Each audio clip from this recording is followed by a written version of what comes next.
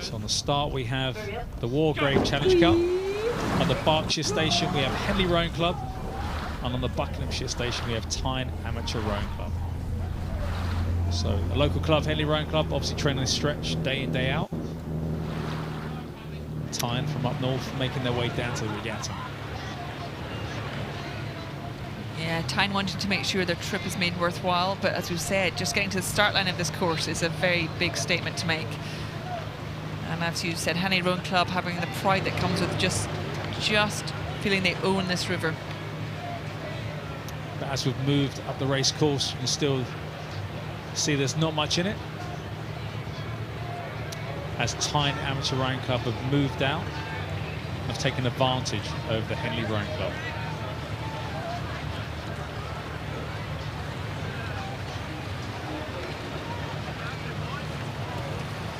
You see Henley moving across to the centre part of the river.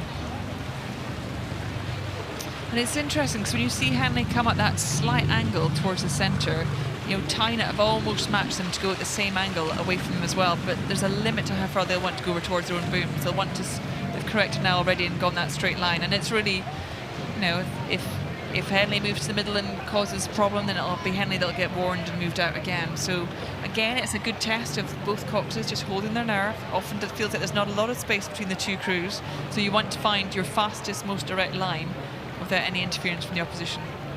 And also the last thing you want to do is move across and move into the dirty water or dirty puddles of someone else, because you talk about boat speed, and that is definitely one thing that will slow you down. Yeah, and obviously with the eights, any of the eights classes, there's a lot of puddles coming down the river, and added to that already sort of popple that's already in the, because of the wind, you just want to give your own, if you're a cox, you want to give your crew the cleanest race they can. They're a little, scaring the moorhens a little bit down that side, but it still feels like a safe line. It's a Tyne Rowing Club, so a Tyne Amateur Rowing Club still maintaining their lead over the Henley Rowing Club. With two lengths between themselves and Henley. And this is a great showing from Tyne. They won the Metropolitan Regatta B final this year, so they are continuing their winning ways.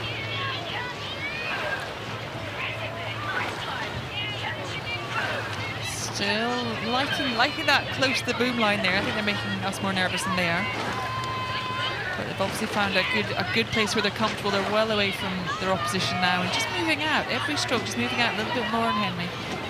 This is a young crew from Henley. This is some of their juniors. It's a mix of their junior women's 8 that were silver medalists at national schools, and they're winning Cox 4. So, you know, definitely young ladies will be back at the regatta. It's all about experience, isn't it? You know, your first regatta, learn about the regatta, learn how it operates, the race in the start especially, because it's so different to what you would normally, you know, kind of have gone through racing on multi-lane racing or on still courses. Being at Henley is so unique.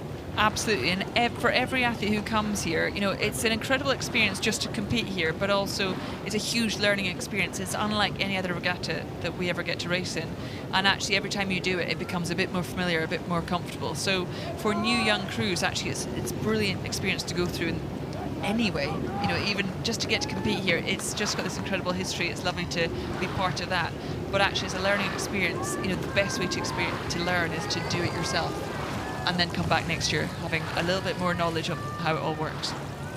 And also it's about those, you know, you come to the regatta, you learn about it, and you go to back to your club.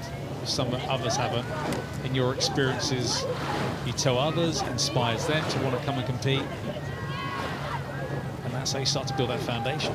Absolutely, and you know, it's fantastic to see Tyne Amateur coming down the course with, you know, they're beautifully in time, they've got really nice rhythm and length going on there. They feel incredibly at home on this stretch of water, and you know, that's what you want. You want people to travel from all over the country, all over the world, and come and make Henley their own. But that's the great thing about the addition of these new events now, is it gives that breadth of talent that can come and compete in the regatta from all over the country, from, you know, not just junior athletes, you've got club athletes, university, elite athletes, and that's what makes Henley so special. I know, and I think, you know, although it's like anything, isn't it? When you start off in a sport, you feel there's certain competitions or certain levels that are sit separately, and maybe it's not for us, and maybe could we ever once get there? And I think the wonderful thing is the range of clubs, universities that can come and travel here and just become part of this history is so special. And I do think, with these new events, it feels like the doors have been thrown open wider than ever before. Obviously a great performance so far from Tyne Amateur Rowing Club, maintaining their lead over Henley Rowing Club. Been very strong as they make their way up to the floating grandstand. Got a solid performance from these young ladies from Henley Rowing Club.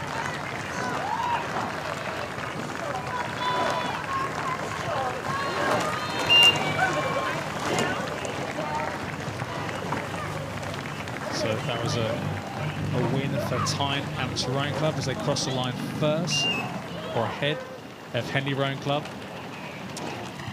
in the heat of the Wargrave Challenge Cup.